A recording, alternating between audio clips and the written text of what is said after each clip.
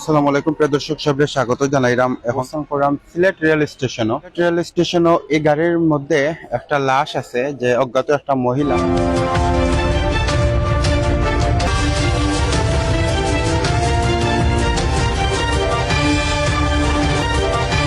মহিলা গতকাল রাত আনুমানিক 12টার দিকে কিন্তু ফারাইরচক, দক্ষিণ চরমা ফারাইরচক যে রেল স্টেশন আছে, ফারাইরচক রেল স্টেশনের রেল লাইনের খান্দাতো কিন্তু এই লাশটা পাওয়া গেছে। এবং এলাকাবাসী ওখানকার এবং যতটুকু জানাইছেন যে এই মহিলাটা আসলে মানসিক ভারসাম্যহীন পাগল টাইপর।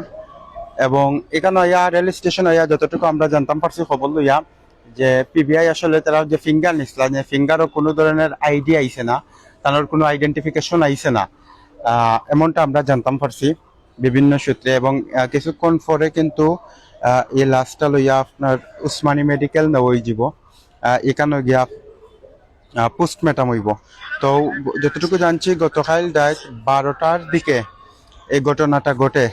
সিলেট থেকে সারা রেল উদয়ন 10টা 15 উদয়ন যে ট্রেনটা আছে এটা কিন্তু এটা হয়েছে দুর্ঘটনা ঘটছে। তো এই লাশটার পরিচয় কিন্তু পাওয়া গেছে না। আমরা আপনারা আবারও জানাই, আমরা সিলেটের রেল স্টেশন আছি এবং রেল স্টেশনের কিছুক্ষণ আগে লাশটা আনা হয়েছে। এবং ফারাইরচকও কিন্তু এই মর্মান্তিক একটা যে ঘটনা, সেই মর্মান্তিক দুর্ঘটনা ঘটছে।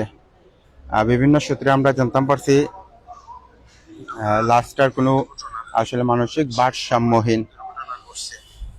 আসলে খুবই দুঃখজনক আসলে ঘটনাটা।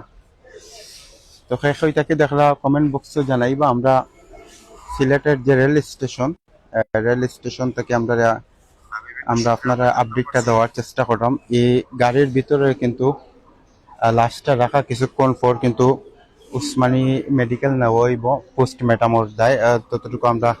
এতটুকু আমরা জানতাম পারছি সিলেটের রেল স্টেশন এখানে আইয়া।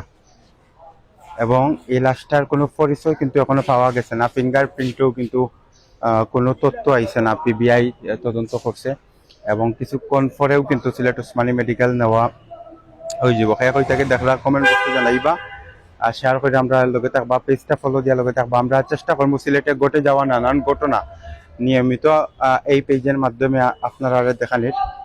তো প্রিয় দর্শক, যাই হোক, আমরা সংক্ষেপে আপনারা জানানোর চেষ্টা করলাম গত রাত যে আনুমানিক 12টার দিকে ফারাইরচক রেল লাইনের পাশে এই দুর্ঘটনা ঘটছে। যে দুর্ঘটনায় একজন মানসিক ভারসাম্যহীন মহিলা, আনুমানিক 30 থেকে 35 বছরের রইব যেটা ধারণা করার, তাই কিন্তু এখানে নিহত হয়েছেন। এবং গাড়িতে রাখা আছে, কিছুক্ষণ পর উসমানী মেডিকেলে কিন্তু নেওয়াইব।